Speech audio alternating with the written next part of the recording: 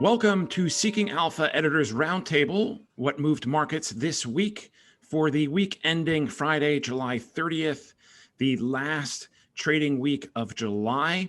And it was a positive month of July, but a negative week. As we record this at noon, it looks like major indexes have taken on some water for the week. Not all that much, but it's been a pretty eventful week and a little bit of volatility. We had some selling over China earlier in the week. We had the Fed come in and say basically absolutely nothing. We had a GDP report that fell short of expectations. Through it all, we had a lot of earnings, and that is mostly what drove markets. So I'm very curious to hear what my colleagues have to say here about all of this, and I will introduce them now in no particular order, joined by Kim Kahn, Senior News Editor, Stephen Alfer, Managing Editor of Breaking News, and a special guest this week, Rex Crum, Technology Managing Editor. Brad Olison is off this week. He decided to focus on his mental health. Is it too soon to make that joke? Maybe it is. Anyway, let's start as we usually do with Kim and to give us the lay of the land, big picture of what moved markets this week. A lot happening, and it's been a choppy week for equities. Contrasting to a bond market that really had kind of trouble finding its footing, given all the information coming its way. Concerns about China hitting the market early, and we had the Fed come out with what initially seemed like a little more hawkish because they changed some language about economic progress, but overall, Powell came in with another very dovish performance. Looks like a kind of steady as she goes. Message from the Fed again. We had a GDP report that missed on the headline, which kind of underscores the Fed's, kind of wait on tapering approach. And all through it, the 10 years kind of been in the 125 area, and stocks are bouncing around with leaderships changing. At the end, coming up on the end of the week, the winners among the sectors are looking like materials and financials, and the real drags on the indexes have been the homes of the mega caps, consumer discretionary and infotech and communication services, and that's all due to the earnings that we had coming out. Yeah, earnings, and good time to turn it over here to our man in California. I believe that's where you are, right, Rex? Or are you in Seattle? Oakland, California. All right, so right near Silicon Valley. And you focus obviously on tech, and there was a ton going on there this week. So what had your interest and what were you watching? Yeah, just a few names. I mean, just to list some of the usual suspects. We had Apple, Facebook, Twitter, Amazon was last night, you name it. And there were a lot of companies reporting. I hate to use the term mixed bag, but Amazon, as we're recording this, Amazon, for example, is down.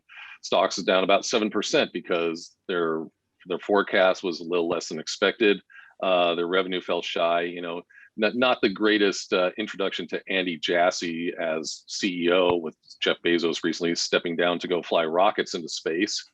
And but Amazon's Amazon. They're going to continue to keep selling a lot of stuff. Their AWS web services is still huge. So, that they may have had not the greatest outlook, but, they're certainly not going away by any stretch. Of interest a couple of nights ago was Facebook. We had Mark Zuckerberg, being out here near Silicon Valley, we're used to people coming up with making up weird names for things.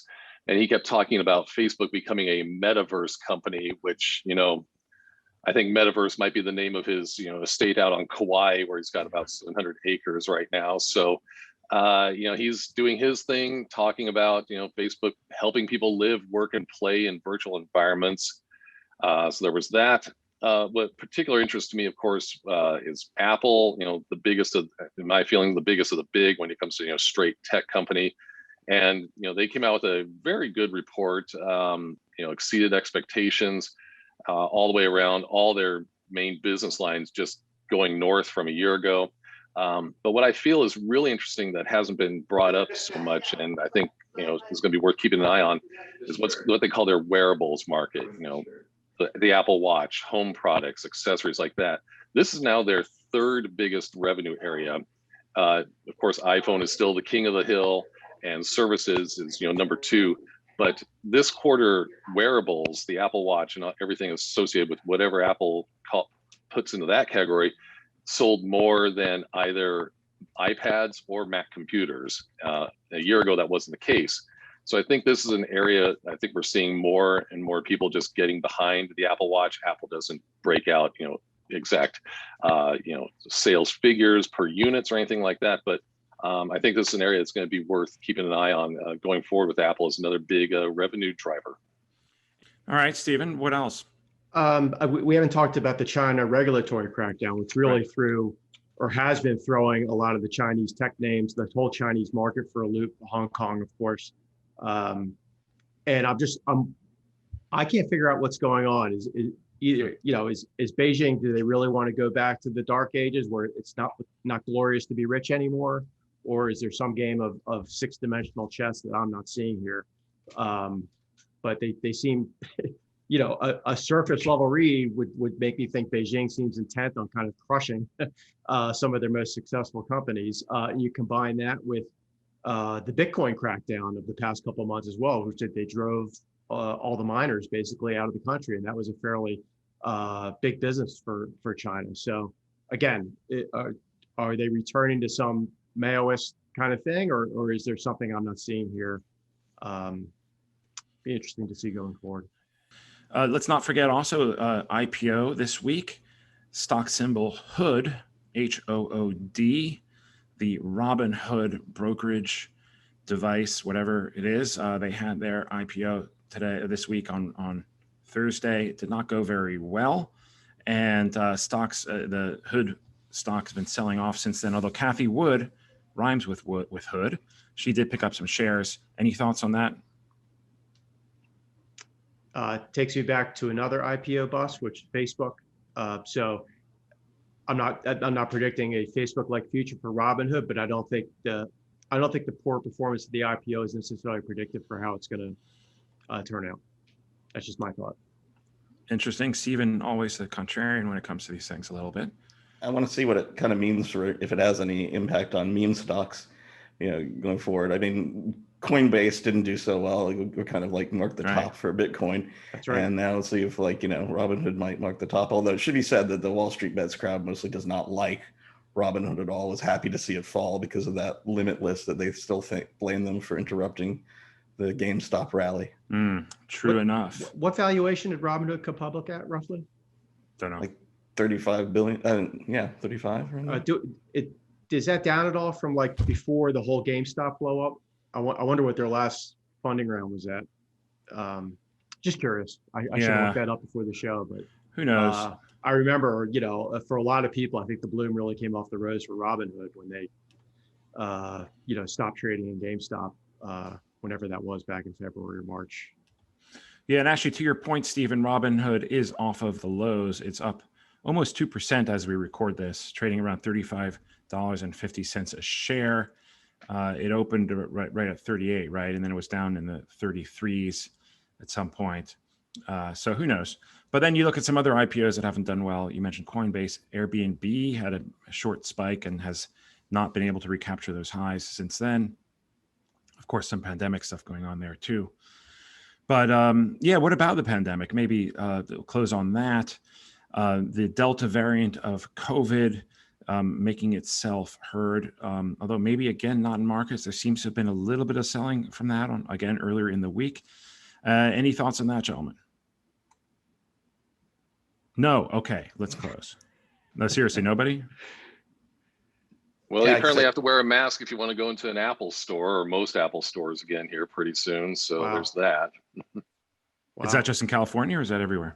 They're saying that's everywhere. They said approximately half of their stores, but it'll probably be expanded elsewhere because you've got a lot of the main tech companies now, Netflix, Facebook, Twitter, et cetera.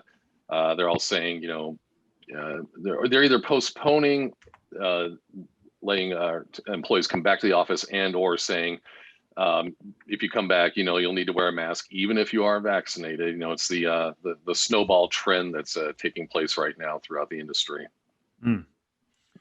Interesting. Yeah, it's certainly something to keep an eye on as COVID has continued to move markets throughout the ever since last March, and one would expect will continue to. We may be out of the woods. Who knows? We'll have to see. Mhm. All right, that concludes this week's podcast and videocast. Thank you all for watching and listening. Remember that this video airs on Friday afternoon at 4 p.m. in time for the market close, and has a whole bunch of really neat stuff. If you are listening, you will want to check that out at the website seekingalpha.com/videos. We sometimes cut some content from the video for space reasons. That's space is in the space that you need to take up for the file, nothing with outer space. No talk about that this week, other than I guess Rex's brief mention about Jeff Bezos. But anyway, segue there. And my point about that was that there's the longer audio version airs on Saturday morning through the Wall Street Breakfast podcast account. Get that anywhere you get your podcasts and listen to us there. With that, we thank you again and wish you a happy weekend and look forward to speaking to you again next week.